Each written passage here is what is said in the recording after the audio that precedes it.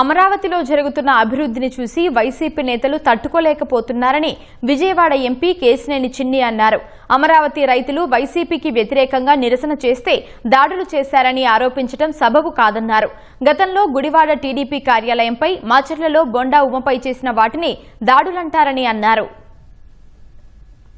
ఇవాళ చక్కగా ఇన్ని అభివృద్ధి కార్యక్రమాలు చేసుకుంటున్నాం.